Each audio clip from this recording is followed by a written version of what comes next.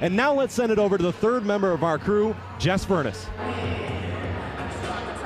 South Dakota State University head coach Aaron Johnson is in his 16th season with the Jackrabbits. He's the winningest women's basketball coach for SDSU with a 365 and 126 record.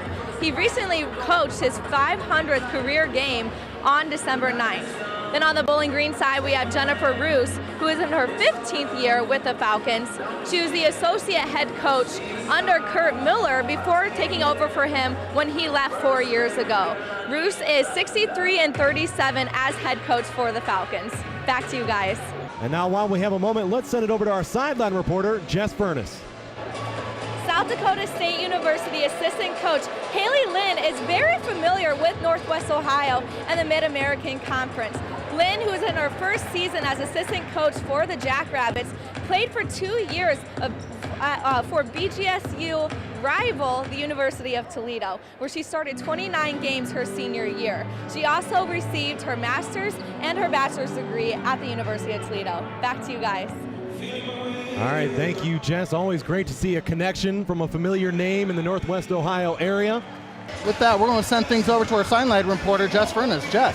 Tonight is the second annual Bill Frack Challenge to honor longtime BGSU supporter and donator William Frack, who passed away in the summer of 2014.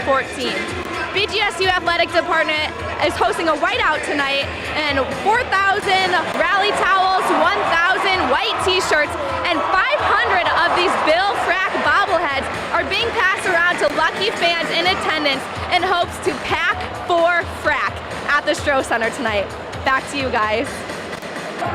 Cincinnati is just one in 11 teams to have 5 consecutive NCAA tournament appearances. They're up there with teams like Duke, Gonzaga, and Kansas. Last year, they beat Purdue in the first round in an overtime thriller, winning 66-65, advancing to the second round to play top-ranked Kentucky, where they then lost. But UC is knocking on the door of the top 25, and they have the potential to make a big name for themselves. Back to you guys. I'm here with Delaney Duncan, who is the Eastern Michigan University swimmer who just won the 100-yard breaststroke. Now, as a freshman, how do you mentally prepare for a meet like this? I personally, I don't know. I was physically shaking going up on the block. I never thought coming in as a freshman who never swam year-round, I would qualify for NCAA's break a MAC record and go at 59. Well, do you have any pre-game rituals or any superstitions, something like that you do before a meet? This sounds really weird, but I lick my goggles 6 times, and that's it. And last question, what's something that you're looking forward to after the season's over? The most I'm looking forward to is next year, this summer, the incoming class. I'll be a sophomore next year, so just mentally preparing to come back here next year, and as a team, hopefully we'll get better. Yeah, okay. Well, Delaney Duncan again from Eastern Michigan, who won the 100-yard breaststroke here at the MAC Championships. Back to you guys. Maybe it grew a little taller, I don't know.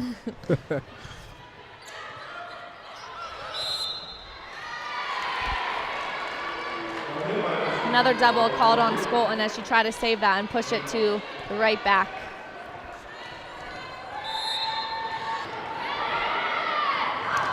An angle again. Bowling Green is going to have to find a way to stop that from happening. Yeah, when she hits out of the middle front, they've got to push in, pinch in a little bit more. See, Simon was just one step away. And a service ace for Miami. Bowling Green looks a little bit rattled right now at the start of this set. That was a good serve position for number 4, Stella. Sunic is a front row player and having a lot of errors on the season, so she served it right to her. And Stella looked at there like, what just happened there? That's a point from Bowling Green. Yeah, she was coming out of the back row there, so she had to jump in front of the 10-foot line, and she kind of hit it as she was in the front row. So just a little bit of a timing mistake for her. Got to take the serve for Bowling Green.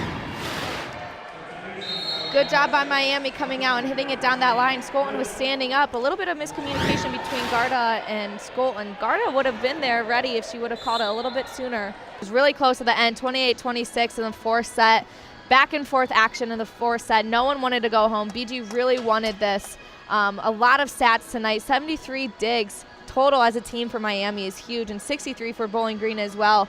A big thing for both teams, 7 service errors for both teams tonight. That's a lot of unforced errors that you don't normally want to see in a game. That might have been why Miami took away. They just had a little bit more edge on offensively and defensively as well. Miami definitely did a good job defensively the last couple of sets. The fourth set or the third set, definitely they didn't let anything touch the ground.